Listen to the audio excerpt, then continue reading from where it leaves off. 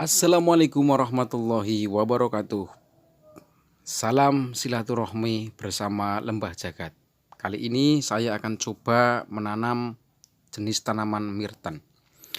Langkah yang pertama, kita siapkan media tanahnya dan juga ember atau pot yang sudah disediakan.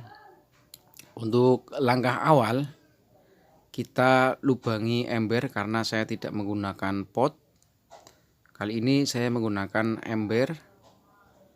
Tujuan dari melubangi atau menyobek ember pada bagian bawah ini bertujuan agar sirkulasi air dan tanah itu tidak terlalu lembab.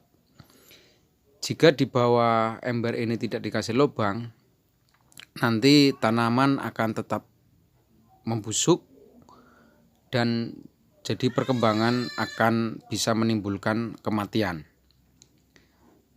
Karena lembab itu untuk jenis tanaman itu kurang baik. Sangat penting sekali ini melubangi ember pada bagian bawah. Terus untuk tanah itu perbandingannya 2:1. Tanah itu 2 ember, sedangkan sekam, baik sekam bakar maupun sekam murni, itu 1 ember. Perbandingannya 2:1. Terus yang nomor 3 adalah air untuk proses penyiraman. Nah, ini jenis mirtennya yang saya dapatkan dari toko online. Saya kupas dulu plastiknya pada bagian bawah. Terus saya bongkar polybagnya. Nah, ini hasilnya seperti ini. Ya, ini mirten jenis variegata. Langkah yang berikutnya yaitu kita pada bagian bawah ember kita tambahkan media tanah.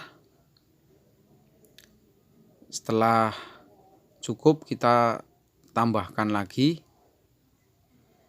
Setelah bibit mirtennya sudah ditaruh pada ember, kita tinggal menambahkan media tanah di sekeliling tanaman mirten. Nah, ini lebih dari cukup. Dan berikutnya juga sama, kita kupas plastik yang melekat pada bawah bagian tanaman mirten. Ini polybagnya juga sama, kita kupas dulu, kita buang dulu. Ini proses ini harus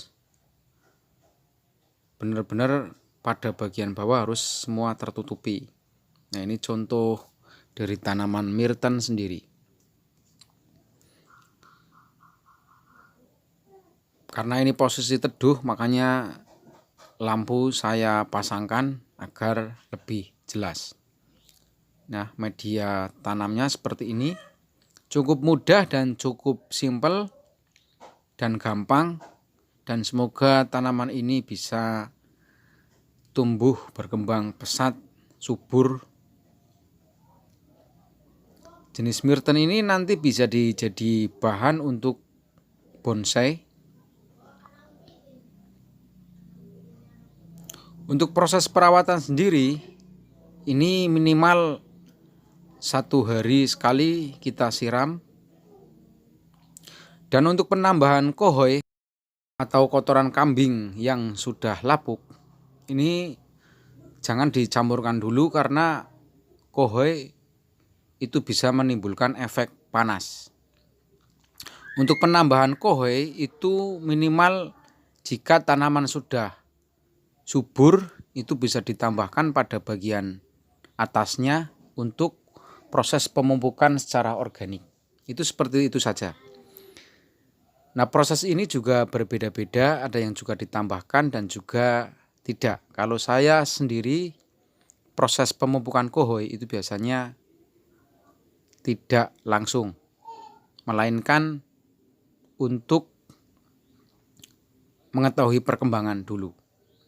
Setelah proses penanaman selesai, lah ini proses yang sudah jadi, ini hasilnya seperti ini. Dan semoga tanaman ini bisa berkembang pesat, subur secara alami, dan mudah-mudahan bisa dijadikan bahan bonsai. Dan apabila tutorial ini bermanfaat, silakan share ke sosial media Anda, dan saya ingatkan kembali yang belum subscribe, silakan subscribe. Dan untuk notifikasi video-video berikutnya, jangan lupa tekan lonceng untuk notifikasi video terbaru dari Lembah Jagat. Saya akhiri, wassalamualaikum warahmatullahi wabarakatuh.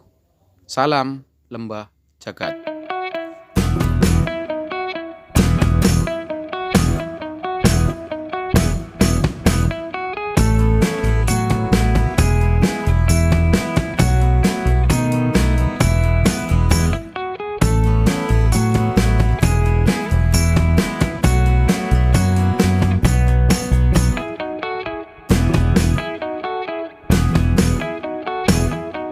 Pimpa alayo